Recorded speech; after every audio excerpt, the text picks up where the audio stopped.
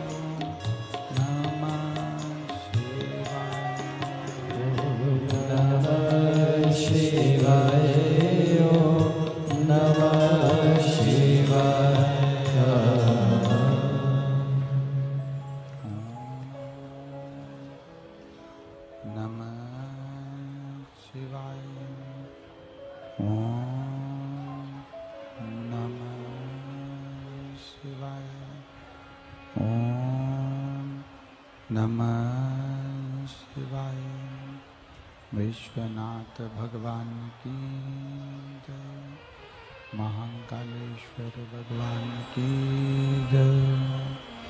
वनखंडेश्वर महादेव की जय। कुबेरेश्वर महादेव की जय। हर हर महादेव, हर हर महादेव, हर हर महादेव हर। काशी विश्वनाथ, ओगरदानी, त्रिकालदर्शी, कैलाशी, अविनाशी भगवान शिव, जिनकी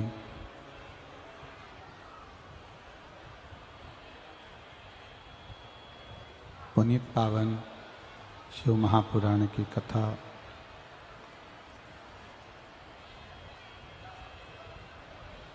मैनपुरी के इस पावन प्रांगण में श्री वनखंडेश्वर धाम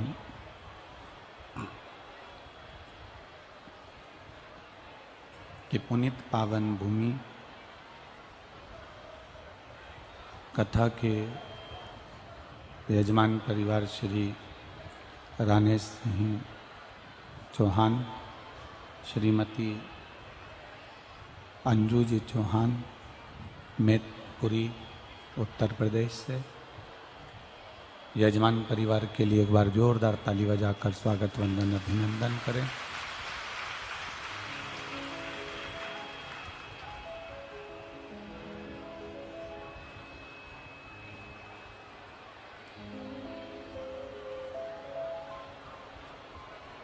शिव कृपा, बाबा देवादिदेव महादेव की करुणा, उनकी उदारता, उनकी कृपा है जो आप और हम भगवान देवादिदेव महादेव की पावन शिव महापुराण की कथा अधिक मास और श्रावण के इस पुनीत संजोग में आप और हम श्रवण कर रहे हैं। भगवान देवादिदेव महादेव जो कि संपूर्ण विश्व का कल्याण करने वाले हैं,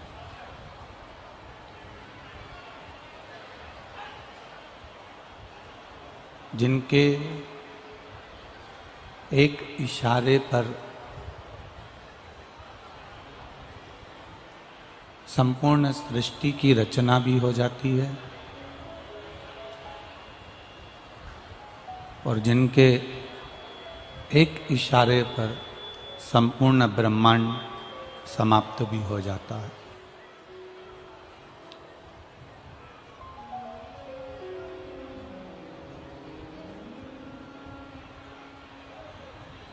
ऐसा नहीं कि शिव क्रोधी हैं या भगवान शंकर को क्रोध से दर्शाया जाए या क्रोधी कहा जाए।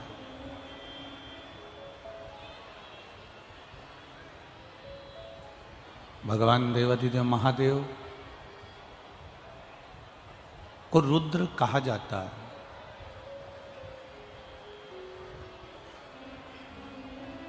पर इतना स्मरण अपने भीतर रखिए कि शंकर क्रोधी नहीं है, शिव क्रोध नहीं है।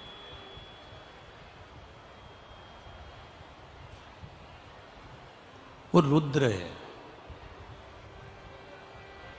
और रुद्र का मतलब ही होता है कि जो संपूर्ण ब्रह्मांड की रचना में भी सहयोग प्रदान कर देता है, जो समय आने पर पूरे ब्रह्मांड को नष्ट भी कर देता है और जब संपूर्ण ब्रह्मांड नष्ट की ओर हो और कोई जीव अगर तड़प भी रहा है तो शिव उसको अपने गले से लगा भी लेता है। ये शिव है।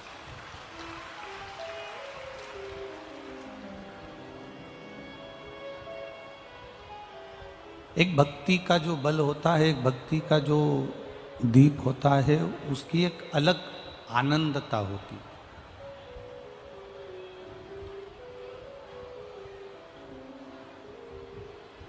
सब्जी में सारे मसाले हों और नमक ना हो तो सब्जी अच्छी लगेगी क्या? अरे बोलो तो नहीं लगेगी।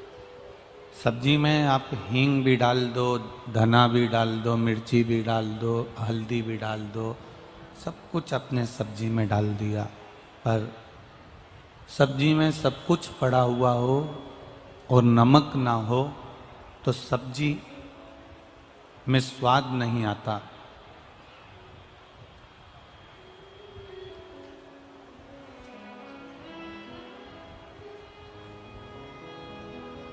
सब्जी में आनंद नहीं आता। उसी तरह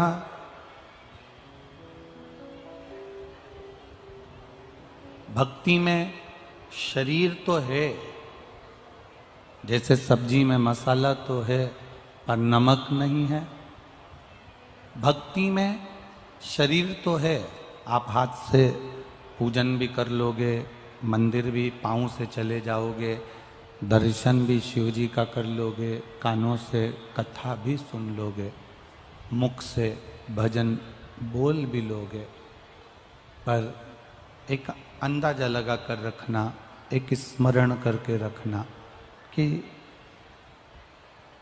सब्जी में मसाले सब हों और नमक ना हो तो सब्जी का कोई मतलब नहीं है, और भक्ति में शरीर पूरा लगा हो और मन भक्ति में ना हो तो उस भक्ति का कोई मतलब नहीं,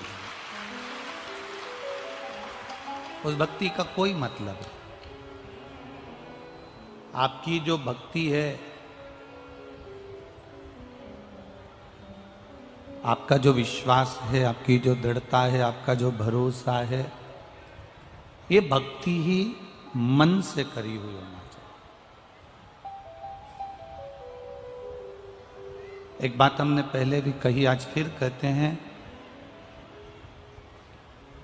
मंदिर में जाकर दिया लगाओ कि ना लगाओ, बेलपत्री चढ़ाओ कि ना चढ़ाओ, अगरबत्ती लगाओ कि ना लगाओ, भगवान को जल चढ़ाओ कि ना चढ़ाओ,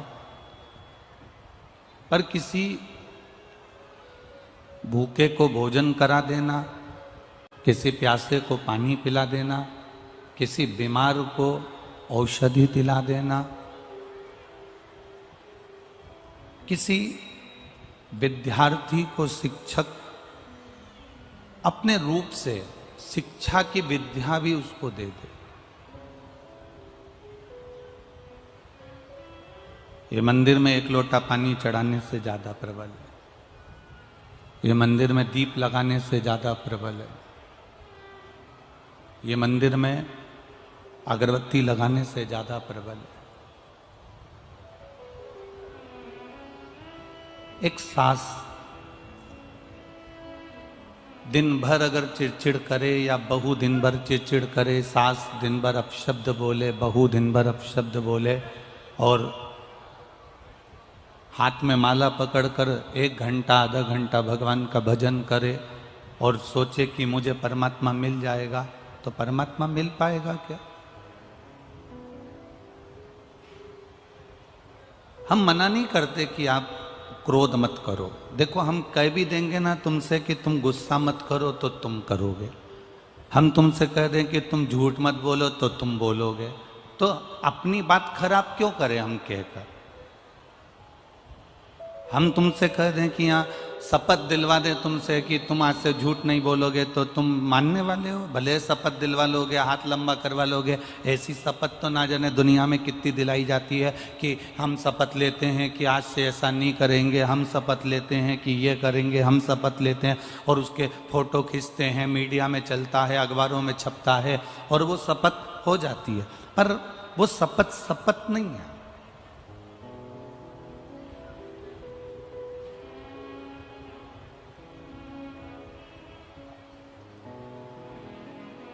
हम आपसे कह दें कि आप झूठ मत बोलना, आप क्रोध मत करना, आप गाली मत देना, आप अपशब्द मत कहना, हम कहकर अपनी बात को खराब क्यों करें? क्योंकि जितने बैठे हो ना पंडाल में, और जितने आस्था चैनल पर कथा सुन रहे हो, जितने टीवी पर कथा सुन रहे हो, जितने मोबाइल पर कथा सुन रहे हो, हम बोल दें कि तुम झूठ मत बोलो, हम बोल दें कि तुम गाली मत दो, हम बोल दें कि तुम अपशब्द मत बोलो, तो तुम कहीं मानने वाले तो हो नहीं। तो एक नियम बना लो बस, झूठ भी बोलो हम मना नहीं करेंगे, तुम्हें जो बोलना है तुम बोलो, गुस्सा भी करो मना नहीं है, पर एक नियम बनाओ कि मैं झूठ बोलूंगी तो सुबह 9 बजे से 11 बजे तक बोलूंगी। एक नियम बनाओ कि मैं गुस्सा करूंगी, क्रोध करूंगी तो दोपहर में 12 बजे से लेकर 2 बजे के बीच में करूंगी।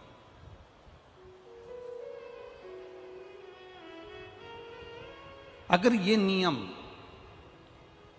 हमारे भीतर अगर आ गया, हम तुम्हें झूठ बोलने से कि तुम झूठ बोलना बंद कर दो या तुम क्रोध करना बंद कर दो, तो तुम मानने वाले तो हो नहीं। देखो सीधी बात है, हम कहें और आपको अगर अच्छा भी ना लगे और आप माने ना तो हमारा दिल दुखेगा। तो इसलिए हम कहें कि एक नियम ऐसा बना लो कि मैं झूठ बोलूंगी, पर एक समय एक पुलिस वाला भैया एक घर में गया, और घर में गया तो उसने अपने ऑफिसर को फोन लगाया।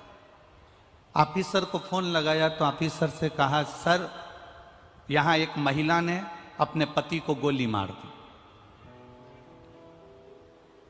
ऑफिसर को फोन करा और कहा, सर एक महिला ने एक पति को गोली मार दी। तो सर ने कहा, गोली क्यों मारी, कुछ मालूम पड़ा? हां सर, पत्नी पोछा लगा रही थी, पोछा गीला था, पति ने लात रख दी, इसलिए इसने गोली मार दी। ठीक है, उसको गिरफ्तार करा कि नहीं करा? सर अभी उसको गिरफ्तार नहीं करा। क्यों नहीं करा? क्योंकि पोछा गीला है।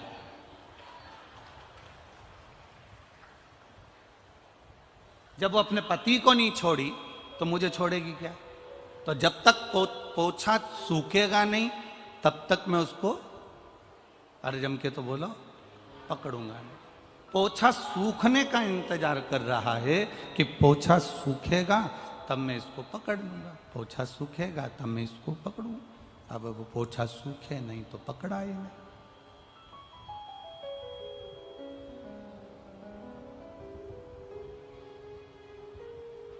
समय टल गया, समय को टाला गया। बस शिव महापुराण की कथा कहती है कि जैसे पोछा लगाते समय तुम्हें क्रोध आ गया और तुम किसी को अपशब्द कह दिए, कहीं जाते समय तुम्हें क्रोध आ गया और तुमने किसी को अपशब्द कह दिया, एक समय को टालने का विचार करिए।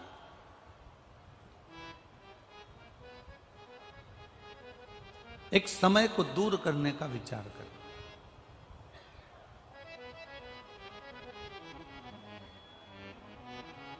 क्रोध का एक समय बना लो।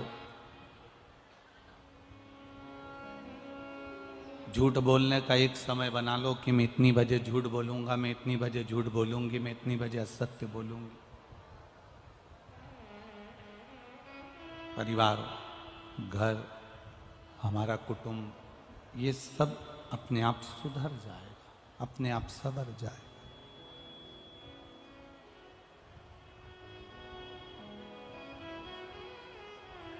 करो, माला लेकर तुम बैठो भी, ठाकुर जी की सेवा भी करो, शिव जी की आराधना भी करो, शंकर भगवान की भक्ति भी करो, हम मना नहीं करेंगे आपको। पर अपने क्रोध पर, अपने गलत विचारों पर, अपने शब्दों पर हमारा संयम होना चाहिए। सब्जी में सारे मसाले डाल दो और नमक न डालो तो सब्जी में स्वाद नहीं आता, सब्जी अच्छी नहीं लगती, सब्जी का आनंद नहीं आता।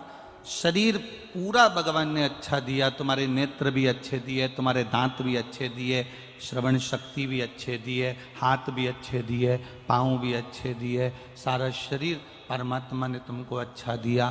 पर इस शरीर के अंदर जो आत्मा है, वो आत्मा तुमने परमात्मा में लगाई ही नहीं। बैठे सब आकर यहाँ बैठते सब हैं, कथा में आए हो तो बैठोगे सब जगह। यहाँ लोग रोडों पर बैठे हुए हैं, पंडाल सारे फुल भरे हुए हैं, अपार जन समुदाय, अपार भक्त यहाँ कथा में आए हैं, बैठे सब हो। पर निवेदन आपसे इतना है कि इस मन को लगाने का प्रयास करो।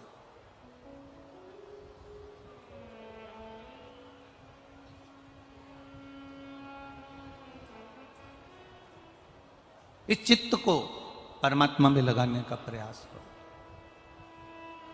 कई लोग आते हैं, कथा को सुनने के लिए बैठते हैं, और कई लोग आते हैं केवल आगे बैठने की जिद भी करते हैं, बैठ भी जाते हैं, और 15-20 मिनट बैठने के बाद इनको लगने लगती है कि अपनी गाड़ी में चली जाऊं, वहाँ गाड़ी में जल्दी जाके बैठ जाऊंगी तो जल्दी से निकल कर 5 बजते नहीं, ये 4 बजे से धीरे धीरे उठकर दूसरे को भी परेशान करो और दूसरे को भी मत सुनने दो और खुद भी जल्दीबाजी में लोगों को परेशान कर कर जाने का प्लान करो। हमें समझ में नहीं आता कार्यकर्ता इन लोगों को आगे बिठा क्यों देते हैं। इनसे कुछ ले लेते हैं क्या कि दे दो 50-25 हजार रुपए तुम्हें आगे बिठा देंगे, तुम 5 मिनट बैठना, उठ के चली जाना, जाओ। 4 लोगों को कष्ट भी दो, परेशान भी करो, पहले झगड़ के आगे बैठो भी सही और उसके बाद में 5 बजे नहीं, उससे पहले जाने की अपनी गाड़ी में बैठ जाऊं, गाड़ी में बैठ जाऊं और जल्दी जाने का तुक लगा लें। कितने लोग परेशान होते तुम्हारे चक्कर में, जिनकी चित्त वृत्ति में इससे तो घर में बैठकर कथा सुनना अच्छा है, या फिर पीछे वो पंडाल बना हुआ आखिरी का भोजनशाला वाला, उसमें आराम से बैठो, जाओ, सुनो, भक्ति का रस तत्व ग्रहण करो।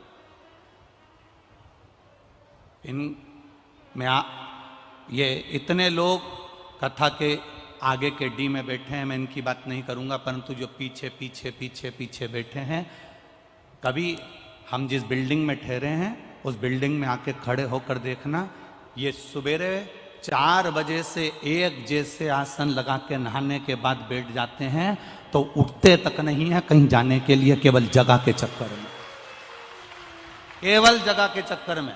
और ये कार्यकर्ताओं से पूछना, ये बनखंडेश्वर महादेव कमेटी से पूछना, इन्होंने इतनी कथा करवाई होगी, इतने बड़े बड़े संत साधु सन्यासी तपस्वी साधक उपासक सब आए होंगे जिन्होंने अपनी निर्मल वाणी से यहां प्रवचन दिया होगा, कथा करी होगी, पर इस बनखंडेश्वर महादेव कमेटी से पूछना कि ऐसे शिव भक्त इन्होंने कभी जिंदगी में नहीं देखे होंगे जो सुबह 4 बजे से जगह संभाल कर बैठते हैं। इस कमेटी के लोगों से पूछना कि इन्होंने इस कथा में क्या पाया, इस कमेटी के लोगों से पूछना कि इस कथा में इन्होंने क्या देखा, इस कमेटी के लोगों से पूछना कि इस कथा में तुमने क्या नया देखा, तो ये आपको बताएंगे कि रात भर सत्संग चलता है, दिन में कथा पूरी हो जाती है और रात भर भजन चलता है, रात को 1-1 बजे तक भंडारे चलते हैं, लोग उनका दर्शन करने आते हैं, सुबह उठकर 4 बजे से लोग स्नान कर कर फिर बैठ जाते हैं। क्या चलता है? दूसरी कथाओं का स्मरण करोगे तो हमें नहीं मालूम कि उसमें यह सब होता है कि नहीं होता, पर शिव महापुराण का एक तत्व ही अलग है, शंकर के ओघड़ी का तत्व ही अलग है। और जितने कार्यकर्ता यहाँ सेवा में लगे हुए हैं, जितने तुम्हारे यहाँ वेद पुराण हुए हैं उसमें और इसमें एक अंतर तुमको लगेगा, इसमें सेवा का आनंद आएगा, इसमें सेवा से उपोगे नहीं, तुम्हें सेवा से उपज नहीं होगी कि अब मैं थक गया, इसमें सेवा का आनंद आएगा। कोई अगर बांट रहा होगा ना, तुम खड़े हो जाओगे, लाओ मैं दोना दे देता हूं, लाओ तुम खिचड़ी भरो, लाओ तुम पोहा भरो, लाओ तुम पूड़ी दो, मैं देता हूं, इसमें सेवा का आनंद आता है।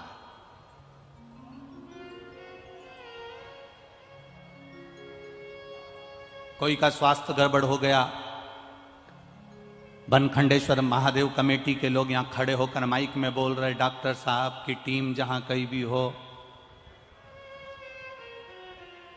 वो यहां पर आ जाए और आगे आकर सेवा करे।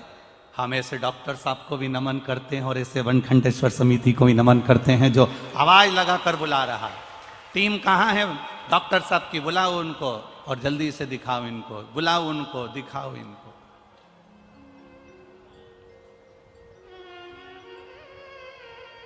एक भक्ति के बल को बढ़ाना है हमको, और जब भक्ति का बल बढ़ेगा, शरीर से तुम ये मत सोचना कि मैं हाथ से सेवा करूंगी तो भगवान प्रसन्न हो जाएगा, मैं चलकर कथा में पहुंचूंगी तो भगवान प्रसन्न हो जाएगा, मैं नयनों से दर्शन कर लूंगी तो भगवान प्रसन्न हो जाएगा, मैं कानों से कथा सुन लूंगी तो भगवान प्रसन्न हो जाएगा। भगवान को प्रसन्न करने का सबसे पहला तरीका है तुम्हारा दिल, तुम्हारा हृदय, तुम्हारा मन, तुम परमात्मा से लगाने का प्रयास करिए। जब तुम्हारा हृदय, तुम्हारा दिल, तुम्हारा मन परमात्मा से लग जाएगा तब भगवान खुद प्रसन्न हो जाएगा।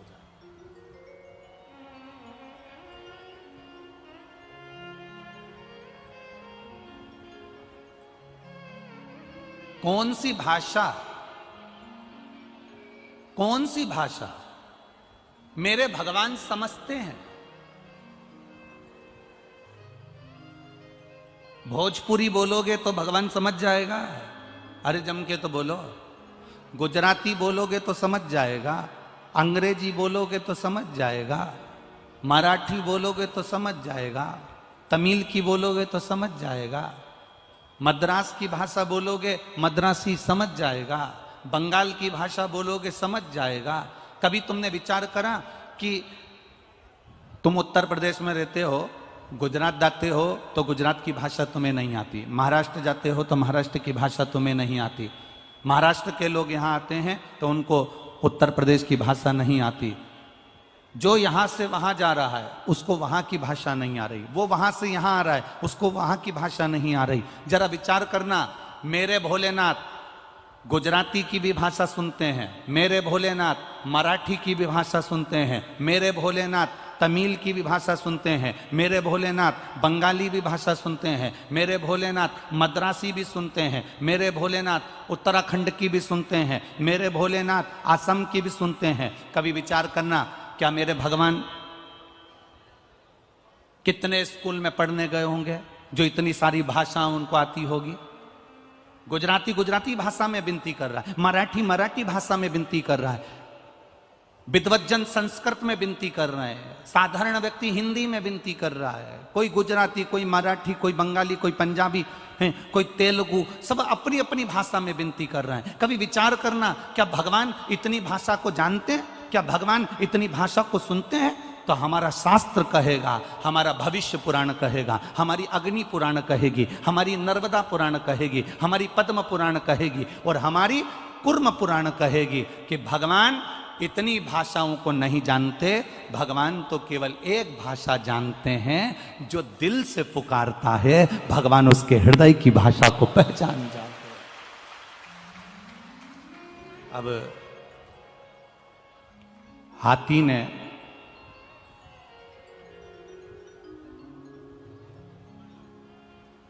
श्रीमद् भागवत सुनिए आप लोगों ने? अरे बोलो तो जम के सुनिए। उसमें एक प्रसंग आता है, गज का जो पांव था वो मगर ने पकड़ लिया, हाथी का पांव मगर ने पकड़ा। तब तुम बताओ कि हाथी ने अंग्रेजी में स्तुति करी थी, संस्कृत में करी थी, हिंदी में करी थी, मराठी में करी थी, गुजराती में करी थी, हाथी ने कौन सी भाषा में स्तुति करी थी?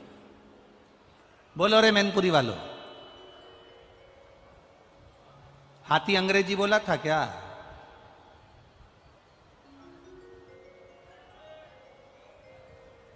अच्छा, एक बहुत पढ़े हुए लोग रहते हैं ना, जो बात बात में अंग्रेजी झाड़ते हैं, जरा जरा सी बात में अंग्रेजी के शब्द बोलते हैं। कई लोग ऐसे भी होते हैं, व्यासपीठ पर बैठकर भी अंग्रेजी के शब्दों का प्रयोग करना चाहते हैं जिससे हमारी वैल्यू बढ़े। जो अंग्रेजी पढ़े हुए हैं, जरा जरा सी बात में अंग्रेजी बोलते हैं। एक विचार करना, उस अंग्रेजी पढ़े हुए व्यक्ति के पीछे कुत्ता लग गया। अब तुम कुत्ते के सामने कह रहे excuse me, excuse me, excuse me, please please please.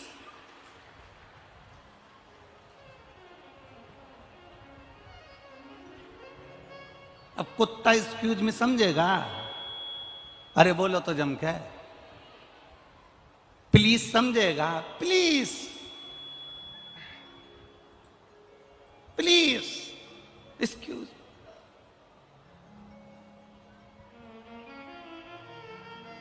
अरे कुत्ता को भगाना है तो देसी में बोलना। हट!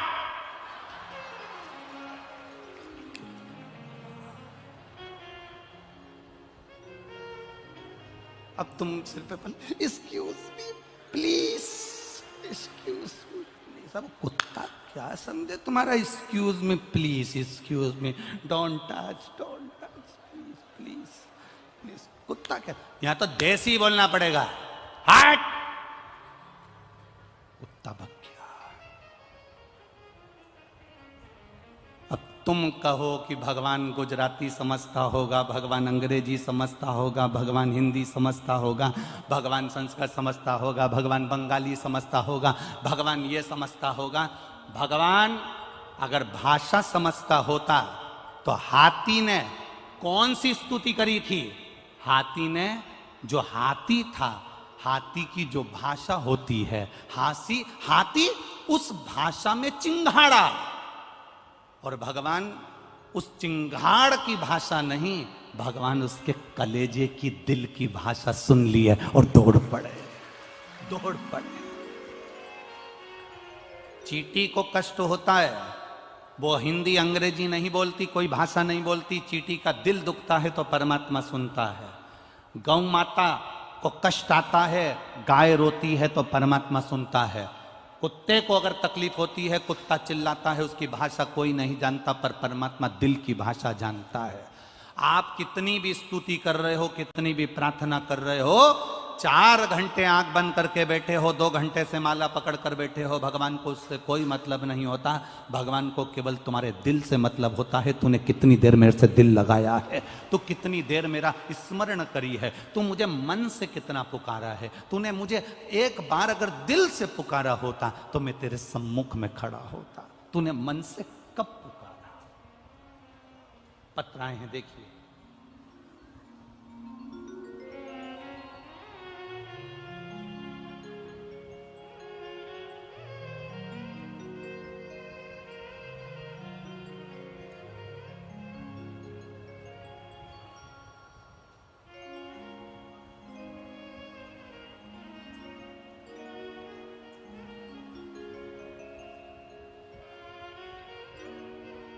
मैं सिम्मी भदौरिया, मेरे पति का नाम अनुराग सिंह भदौरिया। कहीं बैठी हो सिम्मी जी तो हाथ हिला सकती है। मैं सिम्मी भदौरिया, दिख गए? हाँ, दोनों हाथ हिला दो, वहीं से हिला दो दोनों हाथ, खड़े रहो वहीं पर। मैं सिम्मी भदौरिया, मेरे पति का नाम अनुराग सिंह भदौरिया। मैं गांव मानहड़, जिला भिंड से आई हूँ। मेरा मायका गांव काकन डांडी, जिला मैनपुरी में ही है। गुरुजी, मेरे सिर में ट्यूमर हो गया था, इसका ऑपरेशन ग्वालियर में हुआ। ट्यूमर की जांच कराई तो उसमें कैंसर निकला। ग्वालियर से डॉक्टर ने दिल्ली AIMS में रेफर कर दिया। इलाज कराते कराते मेरा कैंसर कई जगहों पर फैल गया था। मैं 4th स्टेज के कैंसर में पहुंच गई थी। डॉक्टर ने मना कर दिया था, गुरुजी ऑक्सीजन का लेवल नीचे गिर गया, 4th स्टेज का कैंसर हो गया। वेंटिलेटर पर डाल दिया गया। और उसी टाइम मेरी माँ को किसी ने आपकी कथा के बारे में बताया। मेरी माँ ने हॉस्पिटल से ही पशुपतिनाथ का व्रत करना प्रारंभ करा। बेलपत्ती शिवजी पे चढ़ी हुई लाकर मेरी माँ ने मेरे वेंटिलेटर पर पलंग के अंदर तकिए के नीचे रख दी। शिवजी पर चढ़ा हुआ जल मेरी माँ मेरे शरीर पर लगा देती। समय बीता गुरुजी, धीरे धीरे मुझे होश आया, वेंटिलेटर से उतरी और मेरी माँ डॉक्टरों से बात करी। डॉक्टर ने कहा इसका कोई भरोसा नहीं है क्योंकि ये जिंदा नहीं रह सकती, क्योंकि 4th स्टेज का कैंसर पूरे शरीर में फैल गया। तब मेरी माँ ने डॉक्टरों से कहकर विनती कर कर उसको घर लेकर आई और शिवजी पे चढ़ा हुआ जल और बेलपत्री मुझे खाने को देना चालू करी। बाबा की कृपा से 3 महीने में वापिस जांच कराने के लिए दिल्ली AIMS हॉस्पिटल पहुंचे तो डॉक्टर ने कह दिया तुम्हारी रिपोर्टें सब नॉर्मल हो गई है, तुम्हारा कैंसर समाप्त हो गया है। ठीक हो? आजा आजा जल्दी आजा। 4th स्टेज के कैंसर से मौत के मुंह से मेरे भोलेनाथ ने निकाला। गुरुजी, मैं व्यासपीठ को प्रणाम करना चाहती हूँ, इतनी सी तमन्ना लेकर आई। ये शिव का वो घड़ी है। अब जो 4th स्टेज के कैंसर पर पहुंच गया हो और पूरे शरीर में जिसके कैंसर फैल गया हो, पूरा शरीर वेंटिलेटर पर पड़ा हुआ हो और आखिरी का 4th स्टेज का कैंसर जिसके अंदर हो और डॉक्टर भी कह दें कि अब ये नहीं बचेगी, इसको ले जाओ, और बाबा भोलेनाथ जी का 1 लोटा जल और 1 बेलपत्र से बाबा ने कृपा कर कर वापिस जीवित कर दिया और कैंसर को दूर कर दिया। ये शिव तत्व।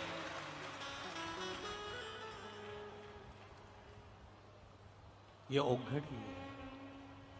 खाली न जाता कोई दर से तुम्हारे,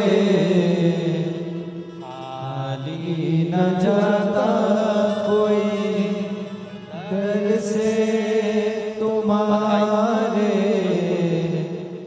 मैं भी खड़ा हूँ नदी बाहे फसारे, मैं भी खड़ा हूँ नदी बाहे फसारे, अपने हृदय से, अपने हृदय से लगा लो, लगा लो,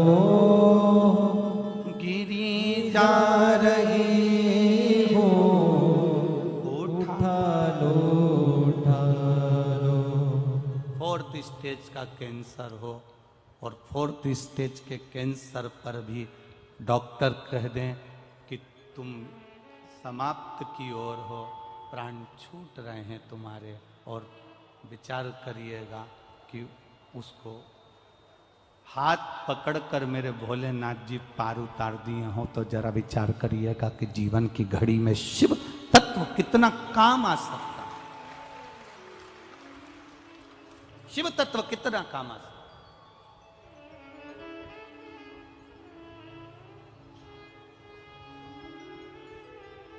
एक शिव की भक्ति, एक शिव का विश्वास, एक शिव का भरोसा हमारी जिंदगी को सार्थकता दे।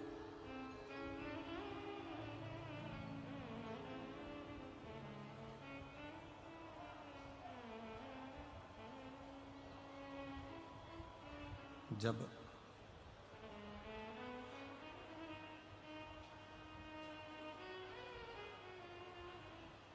शिव की अविरल भक्ति की ओर हम बढ़े,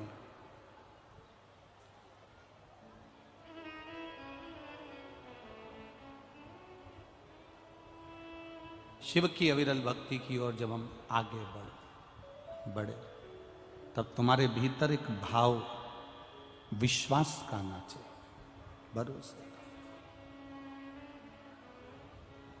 शरीर से भजन नहीं करना है,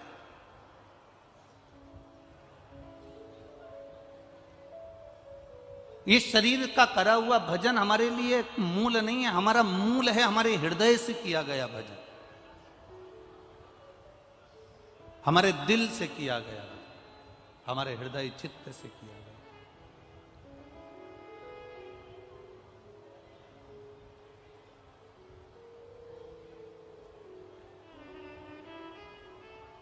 और जब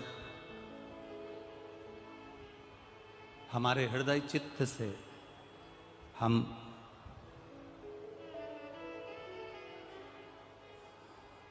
प्रभु के भजन को धारण करते हैं, तो जीवन का एक आनंद हमारे भीतर समाहित होता है।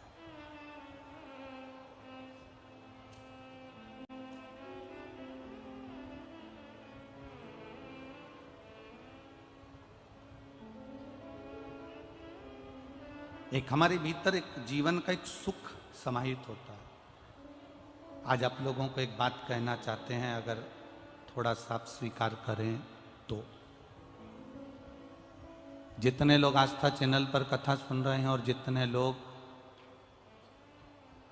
पंडाल में कथा सुन रहे हैं और जितने मोबाइल पर कथा सुन रहे हैं, अगर हमसे मिलने के लिए व्यासपीठ पर आओ या हमसे मिलने के लिए हमारे पास में कमरे में भी आओ, तो निवेदन है आप लोगों से कि आप अपनी जेब की भेंट पैसा हमारे पास नहीं चढ़ाओगे, नहीं तो हम बेलपत्र यहाँ से नहीं देंगे आपको। इतना ध्यान रखो, व्यासपीठ की मर्यादा को बनाकर थोड़ा इसका स्मरण आप लोगों के भीतर होना चाहिए। इसी चक्कर में हम लोग यहाँ व्यासपीठ के पास किसी को आने नहीं देते। मूल है आप लोगों का धन दौलत आपके पास, पर जिस समय आप बाबा से मिलने के लिए आए हो और यहाँ से अगर बेलपत्र दी जा रही है, तो आपकी जेब में से अठन्नी भी नहीं खसकना चाहिए। उस समय तुम्हारी खाली झोली बाबा के चरणों में होना चाहिए। वो बेलपत्र जो दी गई है वो करोड़ों से कम नहीं है, वो खूब बाबा की कृपा।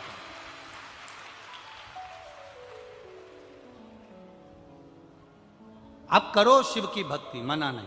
आप करो भगवान का भजन, मना नहीं। क्यों? उसका कारण होता है।